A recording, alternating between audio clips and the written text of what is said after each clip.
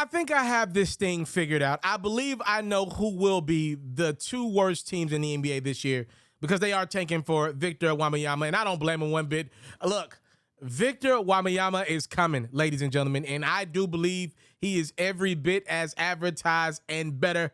Anytime we're talking about a guy that's over 7 feet with the ability to put the ball on the ground the way he can and pull up like Kevin Durant, and like this dude is phenomenal. I'm not mad at any of these teams for tanking for Wembanyama. I call him Victor Wembanyama. Game's so good it makes you want to smack your mama. No? Y'all didn't like? I thought that was hard. No? Okay, all right. The Utah Jazz and San Antonio Spurs are for sure, without a shadow of a doubt, tanking for Victor Wembanyama. They're tanking. They want Vic. They want Vic. All right? They want Vic. There is no inkling, no doubt, nothing.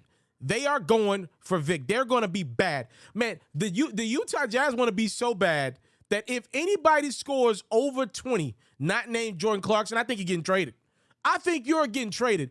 I think Danny Ainge is comfortable with Jordan Clarkson averaging 30, 35 this year as long as the Jazz lose every game that they play. If you are good, not named Jordan Clarkson, you getting traded. That's the mindset in Utah, and Pop and the Spurs been bad for years. I feel like Pop, before he gets on out of there, he just wants to usher in a new regime in San Antonio, as obviously his better days are behind him. He lost Tim Duncan, and it was all downhill from there. Trading DeJounte Murray, the Spurs have thrown in the towel for the next few years, unless they get Victor Wembanyama. Again, say it with me. Game so good, make you want to smack your mama. No? Okay.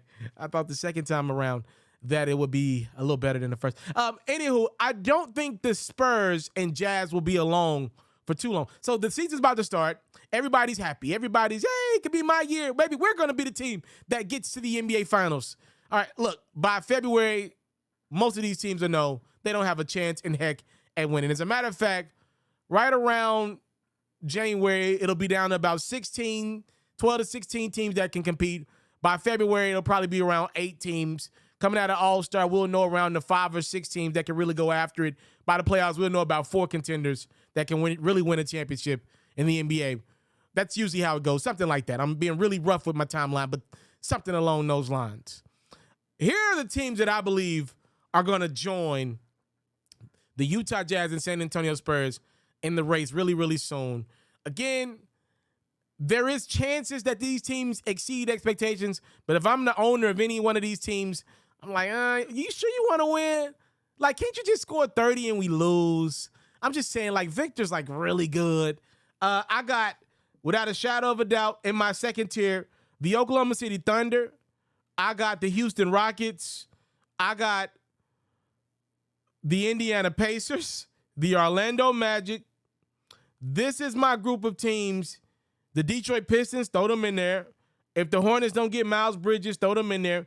This is my group of teams that probably have some hype going into the year because they do got young pieces that are really good. But when it's all said and done, they'll probably all be bad more times than not. I got another group. This is headlined by all-stars that are still on bad teams because these all-stars chose to stay with these bad teams. That'll be the Washington Wizards and Portland Trail Blazers.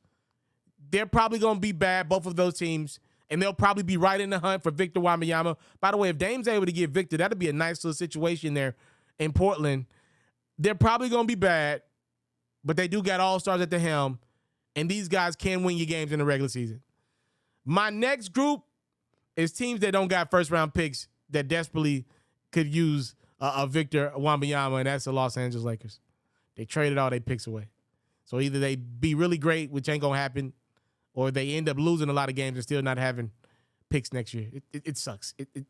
That's that group. So we'll see what happens with Victor Wembanyama. Again, y'all got the slogan now. Game so good, make you want to slap your mama. That's Victor Wembanyama for you. Y'all let me know who will be some of the Victor Wembanyama contenders. Who's going to be tanking early on in the season? Who's going to join Utah and San Antonio? They're both clearly tanking.